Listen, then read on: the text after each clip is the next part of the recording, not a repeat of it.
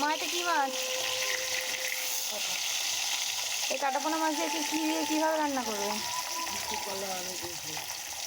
বিচি কলা আলু দিয়ে ঝোল। বিচি কলাকে অনেকে দানা কলাও বলে, জানো? চলো শেয়ার করবো আপনাদের সঙ্গে। বাইরে খুব আওয়াজ হচ্ছিল, তাই কিছু কিছু জায়গায় আমি ভয়েস ওভার দিয়েছি। মার রান্না স্টার্ট হয়ে গেছে, তেলটা গরম হয়ে গেছে, তেলে জিরে আর রাঁধুনি ফোড়ন দিয়েছে। মা আজকে কলা আলু দিয়ে ঝোল করবে। এই কলাকে না অনেকে দয়া কলাও বলে। দেখুন আপনাদের রেসিপিটা কেমন লাগলো অবশ্যই জানাবেন।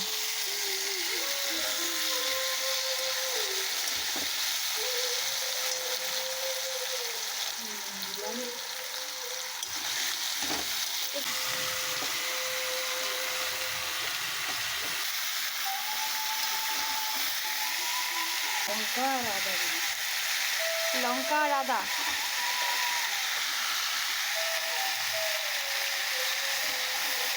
এটা তো খাওয়ার শরীরের জন্য দিলাম না, কারণ তুমি ভাতকে দিবা বলে সেটা করে দিই। আর এটা তো খাওয়ার শরীরের পক্ষে ভীষণ ভালো। সেই কলাটা না হ্যাঁ। ভীষণ এটা কি দিলে মা?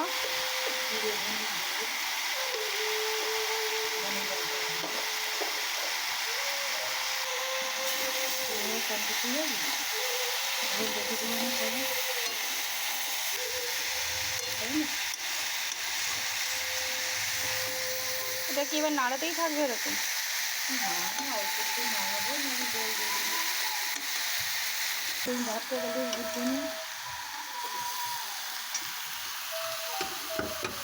মা সমস্ত মশলা দিয়ে কষিয়ে নিল, এবার জল দিয়ে দিচ্ছে। ফুটে গেলে তারপরে মাছগুলো দিয়ে দেবে।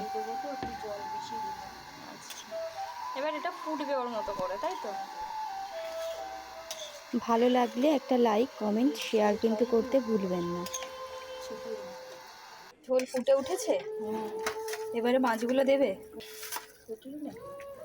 মাছগুলো দিয়ে একটু ফুটিয়ে তারপর নামিয়ে নেবে।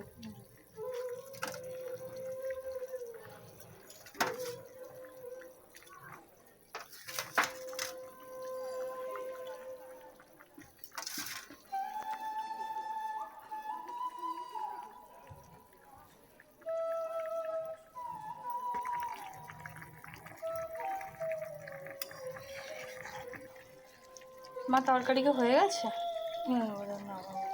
তরকারিটা একটু সাদা সাদা মতো দেখতে হয় না? বলার জন্য এতে তো কোনো মশলা তেমন দিইনি। হুম, এটা পাতলা ঝোল হয়, খেতে ভালো লাগে। শরীরের পক্ষেও তো উপকার। মা কমপ্লিট? হ্যাঁ, এবার কি ঢেলে নিচ্ছ? কলাগুলো পুড়িয়ে গেছে একদম। আজকে তাহলে এখানেই বিদায় নিচ্ছি। সকলে খুব ভালো থাকবেন, সুস্থ থাকবেন, সচেতন থাকবেন। দেখা হবে আবার একটা নতুন ভিডিও নিয়ে। আর আমার এইরকম ভিডিওগুলো আপনাদের কীরকম লাগছে অবশ্যই কমেন্ট করে জানাবেন, পাশে থাকবেন। সকলে খুব খুব খুব ভালো থাকবেন। দেখা হবে আবার একটা নতুন ভিডিওর সঙ্গে। আর এই রেসিপিটা কেমন লাগলো জানাতে কিন্তু ভুলবেন না, অবশ্যই জানাবেন। খুব খুব খুব ভালো থাকবেন।